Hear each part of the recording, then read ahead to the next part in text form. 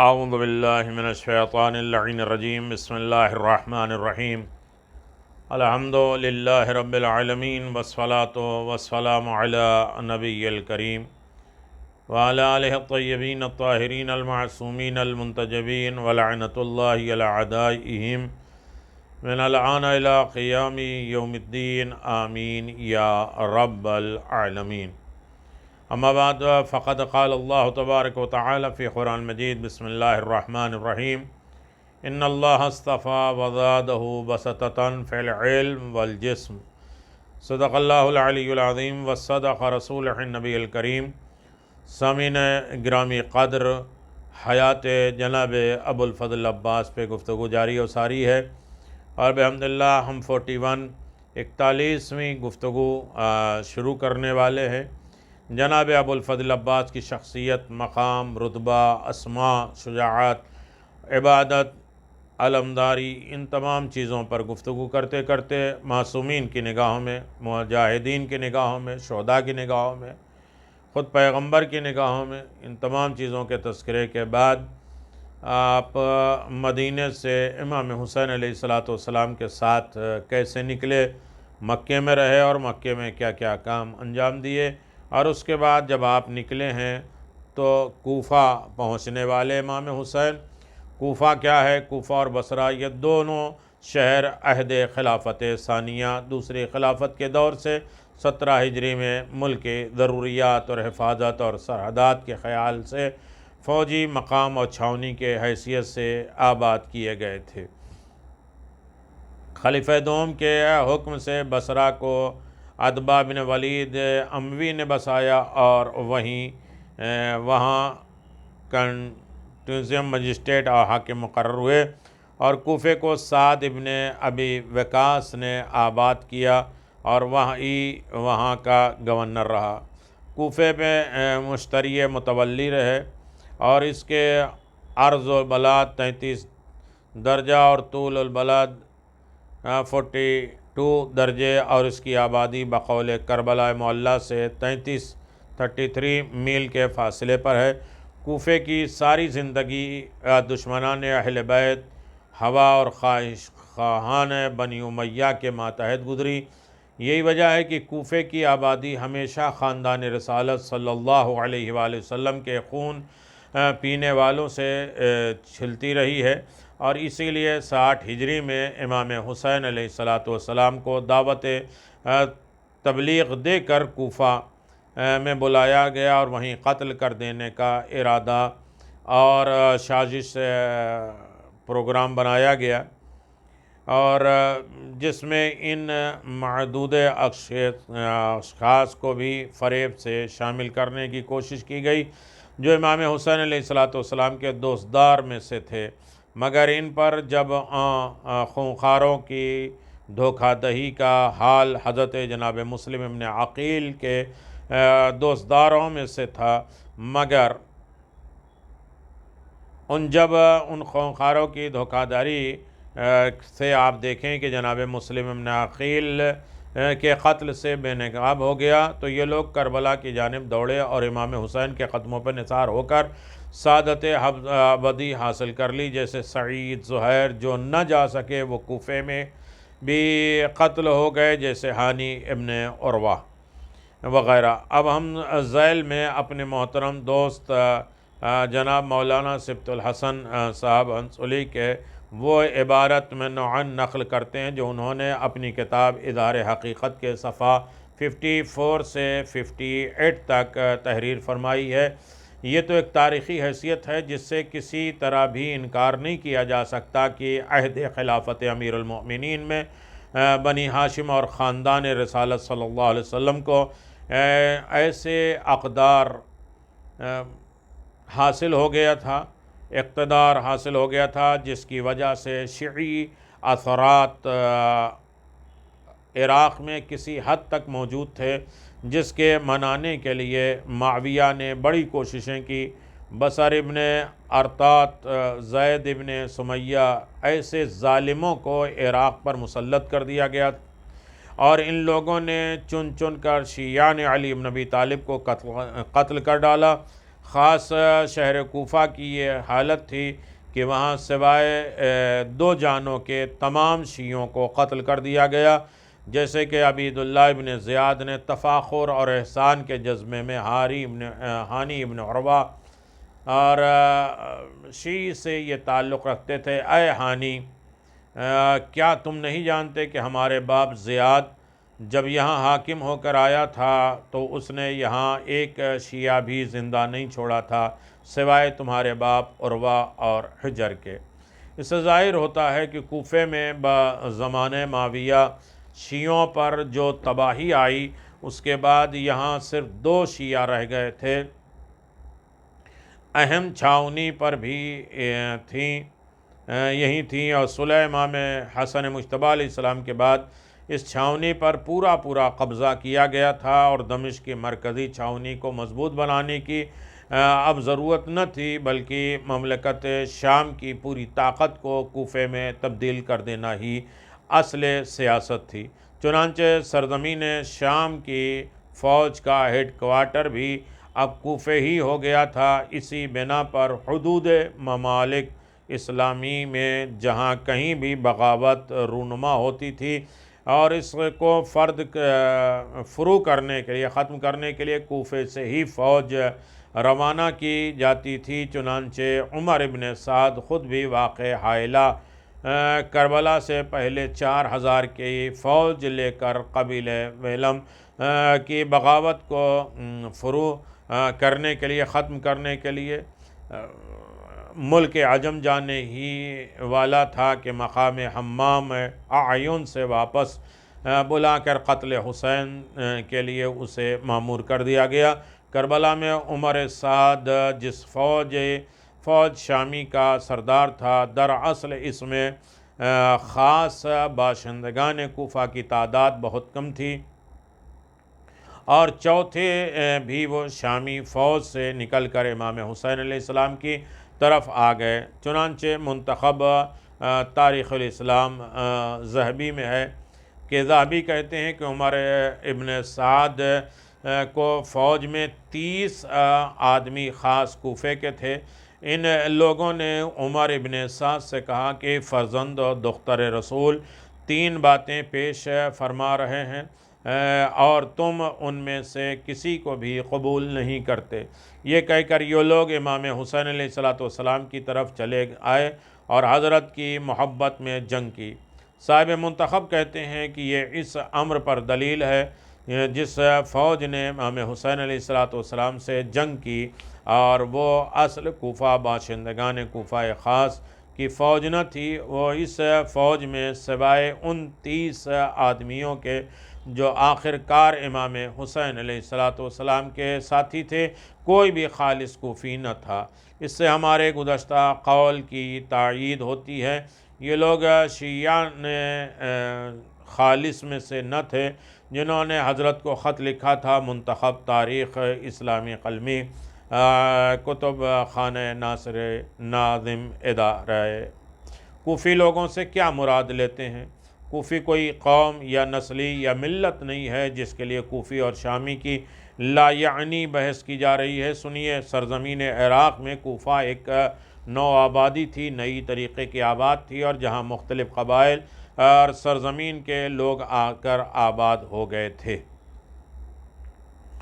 یہ سب لوگ اس عہد کے اسلامی فوج کے سپاہی جن کا کام جنگ و جدال کرنا تھا، حکومت سے گھر بیٹھے تنخواہ اور پگار لیتے تھے اور ضرورت کے وقت حکومت کی مدد کیا کرتے تھے۔ ان کا مذہب حکومت کا مذہب ہے، اور صحیح معنوں میں یہ لوگ دینی اور دنیاوی معاملات میں حکومت کے پیروی کرنے والے تھے۔ ملاحظہ کوفے کے متعلق شبلی کیا کہتے ہیں؟ غرض کہ 17 ہجری میں اس کی بنیاد شروع ہوئی، جیسا کہ حضرت عمر نے تصریح کے ساتھ لکھا کہ 40,000 آدمیوں کی آبادی کے قابل مکانات بنائے گئے، اور حیاج ابن مالک کے زیر اہتمام عرب کے جدا جدا قبیلے جدا جدا محلوں میں آباد ہوئے۔ شہر کے وضع اور ساخت کے لیے خود حضرت عمر کا حکم آیا کہ شارع عام 40 اور 40 ہاتھ اور اس سے گھٹ کر 30 ہاتھ اور 20 ہاتھ چوڑی رکھی گئی، اور گلی گلیاں ساتھ ساتھ ہاتھ چوڑی ہوئیں۔ جامع مسجد کی عمارت میں ایک مربع بلند چبوترا دے کر بنائی گئی تھی اور اس میں 40,000 آدمی آ سکتے تھے، اور اس کی ہر چہار طرف دور دور تک کھلی چھوڑ دی گئی۔ کتاب الفاروق حصہ دوم۔ آگے چل کر پھر لکھتے ہیں کہ جو قبیلہ آباد کیے گئے ان میں یمن کے 12,000 اور ترار کے 8,000 آدمی تھے، اور قبائل جو آباد کیے گئے تھے ان کے نام حسب ذیل ہیں: سلیم، ثقیف، حمدان، بحیلہ، تمی العالات، تغلب، بنو اسد، نخلہ و کندہ، مزینہ، یتیم و محارب و اسد و عامر بحالہ، جدیلہ، اخلاق، انت، مذہج، حوارج وغیرہ۔ کتاب فاروق حصہ دوم۔ یہی نہیں بلکہ اس کی آبادی بڑھتی رہی اور زمانہ مابعد میں اس کی آبادی برابر ترقی کرتی گئی، لیکن یہ خصوصیت قائم رہی کہ آباد ہونے والے عموماً عرب کی نسل ہوتے تھے۔ اور فوجی حالات کے ضمن میں آگے چل کر پھر لکھتے ہیں کہ فوجوں کے لیے بارکنی تھی کوفہ، بصرہ، قسطاط۔ یہ تینوں شہر تو دراصل فوج کے قیام اور بود و باش کے لیے ہی آباد کیے گئے تھے۔ ہر جگہ بڑے بڑے استبل، گھوڑے جہاں باندھے جاتے ہیں، بنائے گئے تھے، جس میں 4,000 گھوڑے ہر وقت ساز و سامان تیار رہتے تھے۔ یہ صرف اس غرض سے مہیا رکھے جاتے تھے کہ دفعتاً ضرورت پیش آ جائے اچانک تو 32,000 سواروں کو رسالہ فوراً تیار ہو جائے، اور 17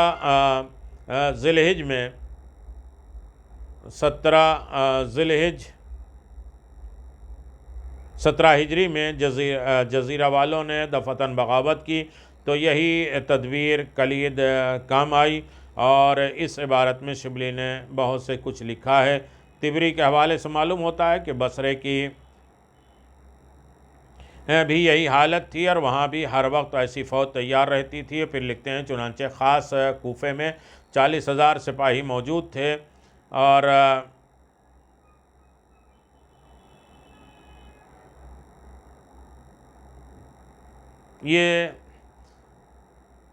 یہاں بھی طبری کا حوالہ، طبری نے بھی لکھا ہے: کانا بالکوفۃ اذ ذالک 40,000 مقاتل۔ کوفہ، بصرہ، موصل اور قسطاط، حیرہ وغیرہ میں جس قدر عرب آباد ہو گئے تھے، سب کے رجسٹر مرتب ہوئے، اور اس بے شمار گروہ کے اعلیٰ قدر مراتب تنخواہ میں مقرر کی گئی، اور اگرچہ ان سب کا مجموعی شمار تاریخوں سے معلوم نہیں ہوتا، تاہم فرائض سے معلوم ہوتا ہے کہ کم سے کم 8-10 لاکھ ہتھیار بند آدمی تھے۔ اور ابن سعد کی روایت کی کہ ہر سال 30,000 نئے فوجی فتوحات پر بھیجے جاتی تھیں، اور کوفے کے نسبت علامہ طبری نے تصریح کی ہے کہ وہاں 1 لاکھ آدمی لڑنے کے قابل بسائے گئے، جن میں سے 40,000 باقاعدہ فوج تھی۔ اور حاشیے پہ شبلی لکھتے ہیں کہ آخر میں شبلی فرماتے ہیں یہی نظام تھا جس کی بدولت ایک مدت تک تمام دنیا پر عرب کا رعب و داب قائم رہا، اور فتوحات کا سیلاب برابر بڑھتا گیا۔ جس قدر اس نظام میں کمی ہوتی گئی، عرب کی طاقت میں ضعف آتا گیا، کمزوری آتی گئی۔ سب سے پہلے معاویہ نے اس میں تبدیلی کی، یعنی شیرخوار بچوں کی تنخواہ بند کر دی، جو دودھ پیتے بچے ان کی تنخواہیں بند کر دی۔ عبد الملک ابن مروان نے اور بھی اس کو گھٹا دیا۔ جلد نمبر 2۔ شبلی کے متذکرہ بالا تاریخ بیانات سے معلوم کیا جا سکتا ہے کہ کوفے کی کیا حیثیت تھی، اور وہاں کون لوگ آباد تھے، اور اس عظیم الشان فوجی چھاؤنی میں کس قسم کے فوجی رہا کرتے تھے۔ اس لیے قاتلان حسین کی فوج میں یہ تلاش کرنا کہ کتنے شامی، کتنے عراقی اور حجازی وغیرہ تھے، وہ بے سود ہے، بے فائدہ ہے، دراصل یہ فوج عہد عمر کی تربیت یافتہ تھی، اور جس سے امیر المؤمنین علی بن ابی طالب جناب مولا نے اور نالاں رہے اور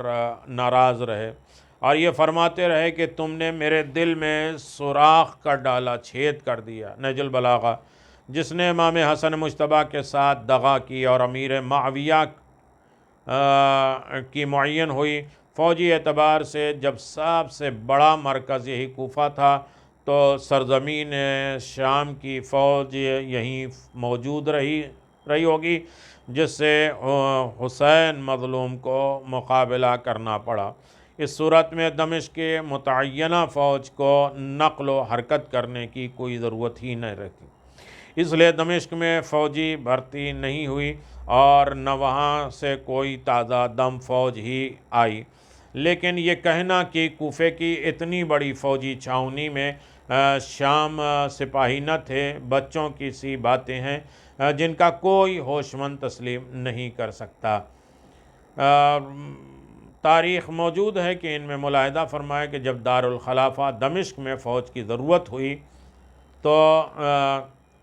کوفے سے شامی فوجی گئی۔ اظہار حقیقت کتاب میں آپ دیکھ لیے۔ ناظرین اکرام، ابوالکلام آزاد اپنی کتاب انسانیت معدت کے دروازے پر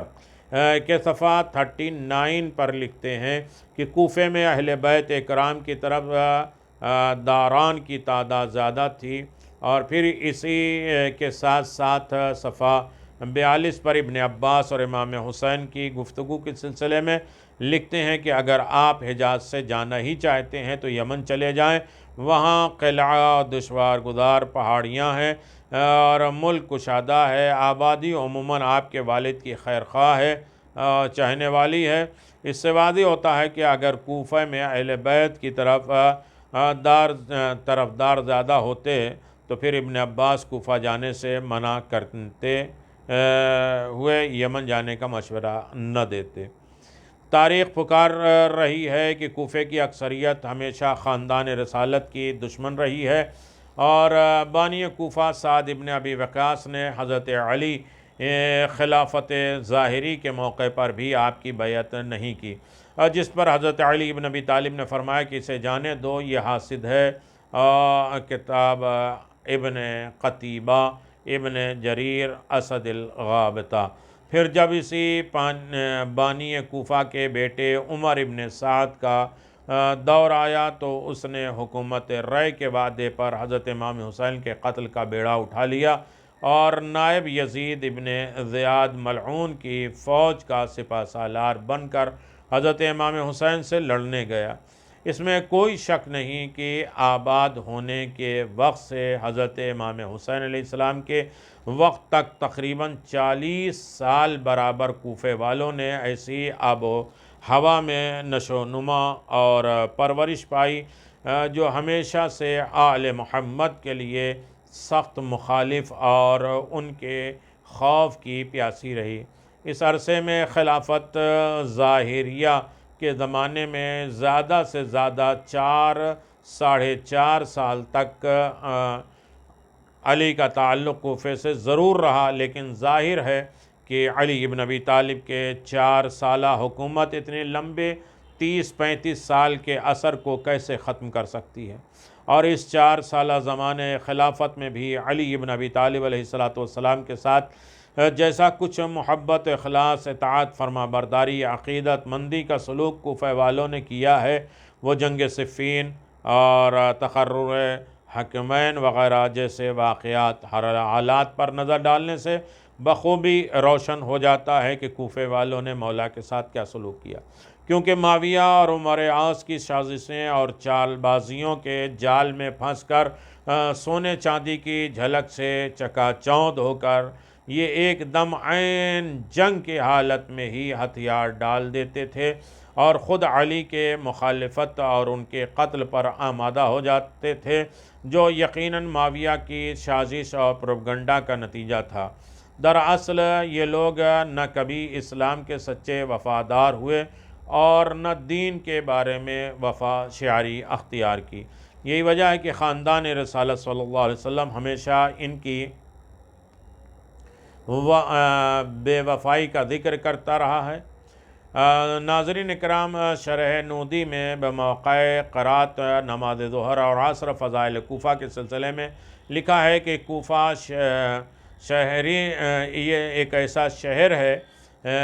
جو معدن علم کا خزانہ، فضلہ، عقلمند، دانشمند، اچھے لوگ رہنے کی وجہ سے عمر کے زمانے خلافت میں اس کی بنیاد رکھی گئی۔ پھر قاموس میں لکھا ہے کہ کوفہ عراق کا ایک بہت بڑا شہر ہے اور رقبہ اسلام ہے اور قبہ اسلام ہے اور مسلمانوں کی ہجرت کی جگہ ہے اور زمانہ گزشتہ میں حضرت نوح کے رہنے کی جگہ تھی۔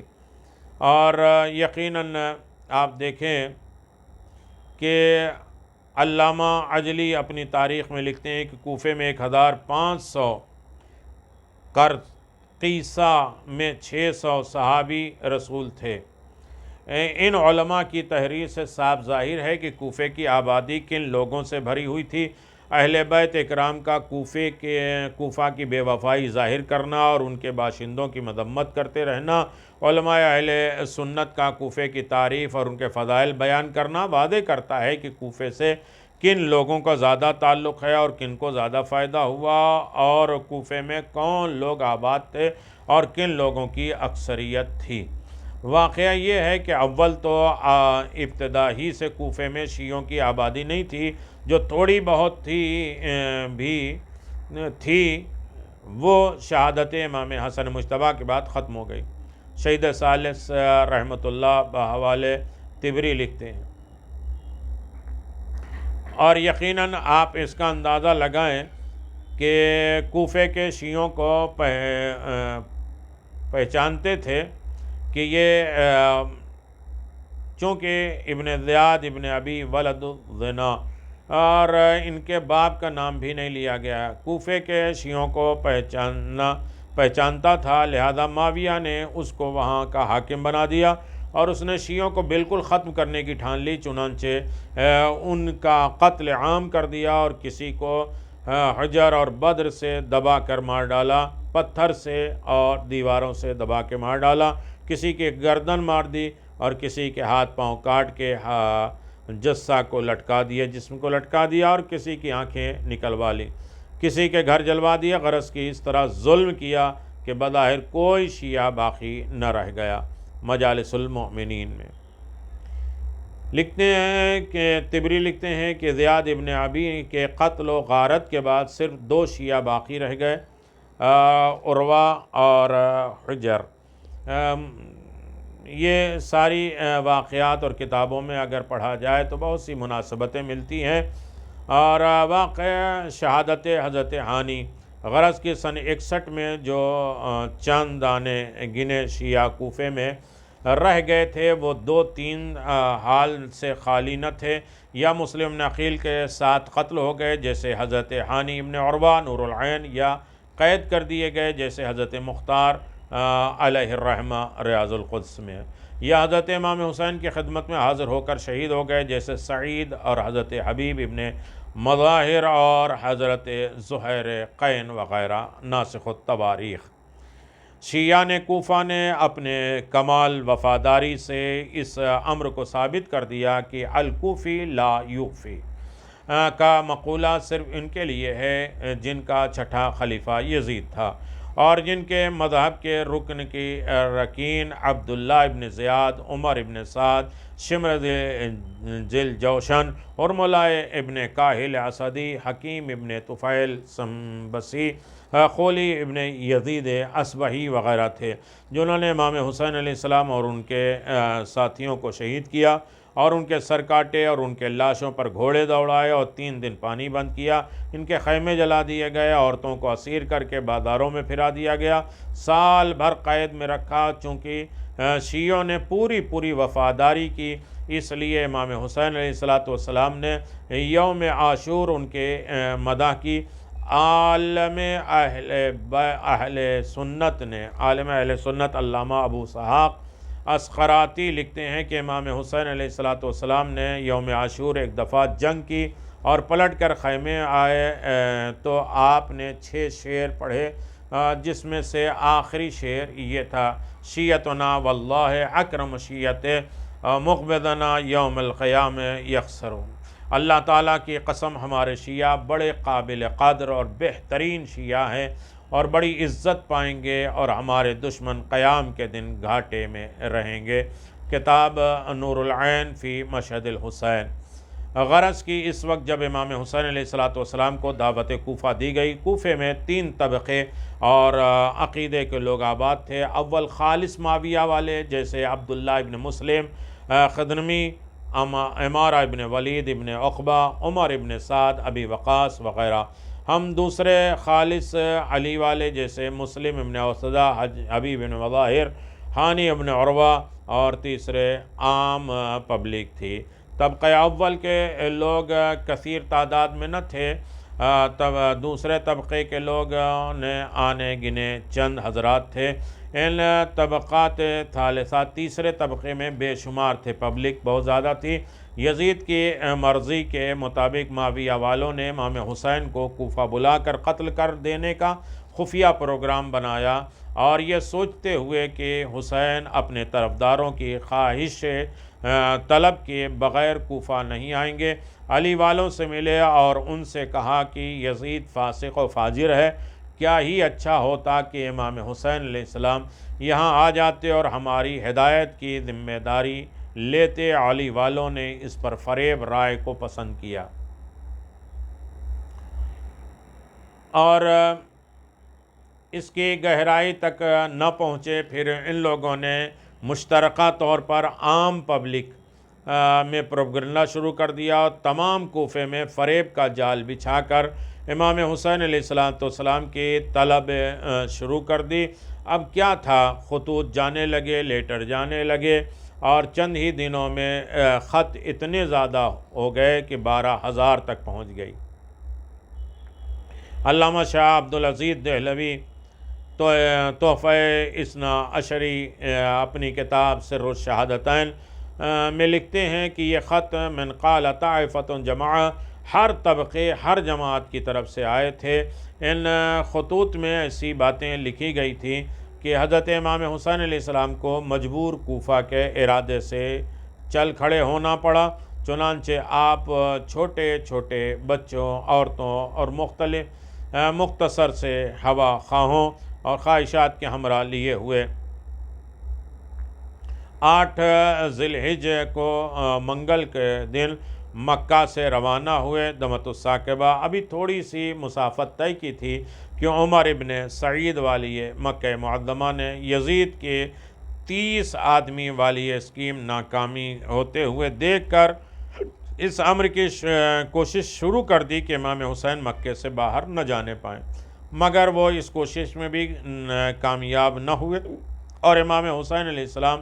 ایک آیت کی تلاوت کرتے ہوئے آگے بڑھتے گئے۔ ابن نما یہاں تک کہ منزل قفیم تک پہنچ گئے۔ یہ تھا کوفے کے راستہ، اور کوفے کے راستے میں کس سے ملاقات ہوئی، کیسی ملاقات ہوئی، اور امام حسین علیہ السلام نے کوفے والوں سے کیا کہا۔ اور کوفے کے جانبازوں میں ایک حصہ، 3 حصہ، ایک معاویہ کے گروہ یزید کے چاہنے والے تھے، اور ایک شیعان علی بن ابی طالب کا بہت کم مطیع و فرما بردار حصہ تھا۔ لوگ کہتے ہیں کہ شیعوں نے بلایا اور شیعوں نے قتل کیا، یہ غلط ہے، اس لیے کہ زیادہ آباد کرنے والے بھی شیعہ نہیں تھے اور یہاں کی آبادی بھی شیعوں کی نہیں تھی۔ کچھ تھے جو انہیں ورغلا کے، ان کے لالچ دلا کے یا اور کسی طریقے سے خط لکھا گیا اور امام حسین علیہ السلام کو بلایا گیا، اور امام حسین علیہ السلام پہنچے، اور یقیناً امام مظلوم کربلا نے دیکھا کہ خانہ کعبہ میں یہ ہمیں قتل کرنے کے لیے آمادہ ہیں، ہمیں یہ نہیں چھوڑیں گے، اور 30 سپاہیوں کے ساتھ انہوں نے ہمیں کعبے میں بھی گھیر لیا ہے۔ امام حسین علیہ السلام مکہ سے نکلے، لیکن ان لوگوں نے مکے میں بھی گھیر لیا کہ مکے سے باہر نہ نکلنے دیا جائے، لیکن امام حسین علیہ السلام نکلے، اور کسی طریقے سے یہ لوگ امام حسین علیہ السلام کے لشکر کو، ان کے ساتھیوں کو، ان کے چاہنے والوں کو روک نہ سکے۔ امام حسین علیہ السلام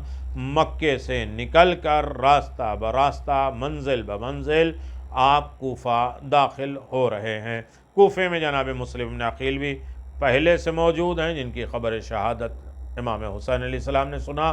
اور اس کے بعد آپ نے انا للہ پڑھا، اور اس کے بعد سارے کام ہوئے، اور خاص طریقے سے اس کے بعد امام حسین کے چاہنے والوں سے ملاقاتیں ہوئی راستے میں۔ امام حسین علیہ السلام نے ان کے لیے کیا کیا کہا، گفتگو